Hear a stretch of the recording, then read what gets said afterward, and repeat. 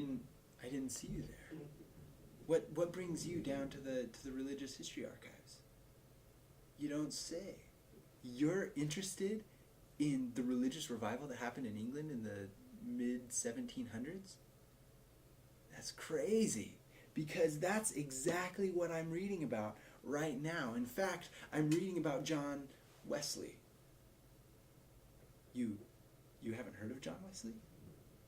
Well, I'll give you the lowdown then.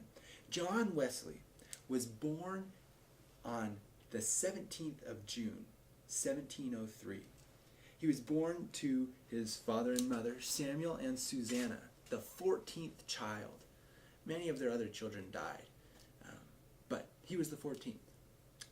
This was in Epworth, Lincolnshire, in England, and he grew up in a home that had very strict rules that were laid out very clearly. For example, you, as a child of the Wesley household, you could not,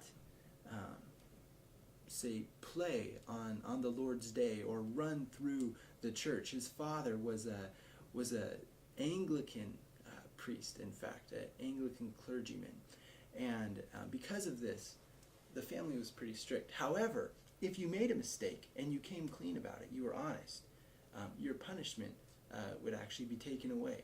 So you wouldn't be punished as long as you were honest and virtuous.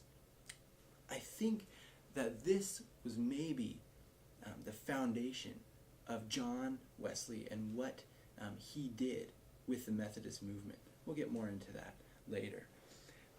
Also, one extremely important experience from John Wesley's childhood comes when he was about 5 years of age.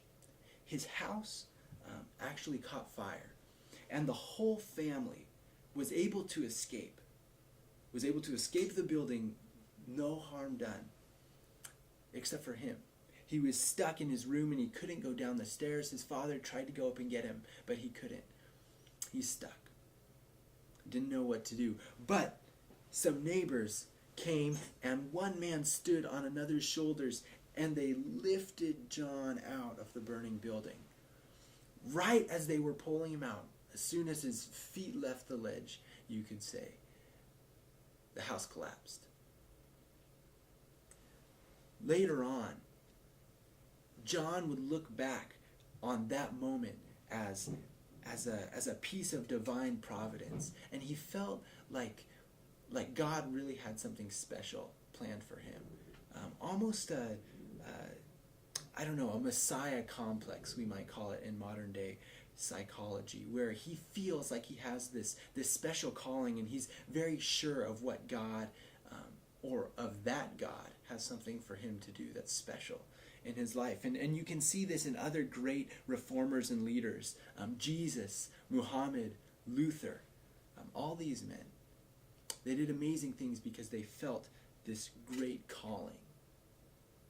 John Wesley is another of those men.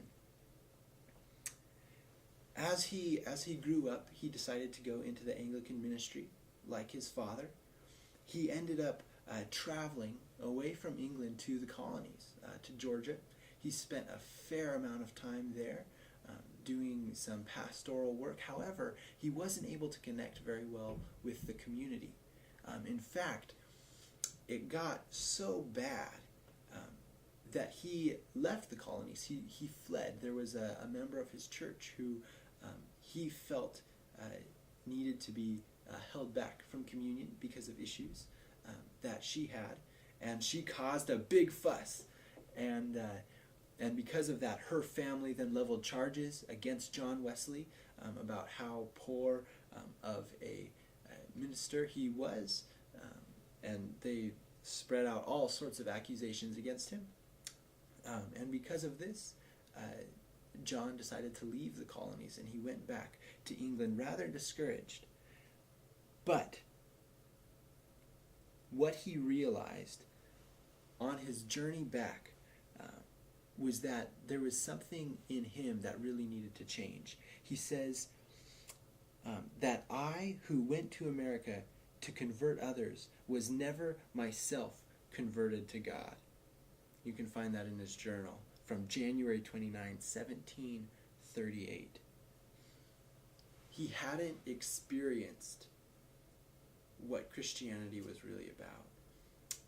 And yet, on his journey home, he realized that he needed it. Shortly after, he attended a special service there in England, where they actually read some of the writings of Luther. And as he was hearing this message, his heart was strangely warmed. Ever since that moment in time, he started doing ministry in new ways, in radical ways. And he became a extremely renowned preacher, one of the best known in England, because of this stirring that he'd felt, and he had this deep desire to share that with others. By the time he died in 1791, Wesley had about 120,000 followers between England and America. After 52 years of preaching, he'd given over 40,000 sermons, with crowds sometimes as big as 20,000, a little bigger, a little smaller. He had traveled more than 225,000 miles. The man was prolific. He shared his experience, the grace that he'd found. He shared his passion for the idea that we are saved by faith alone. And through this work, John Wesley caused a revival.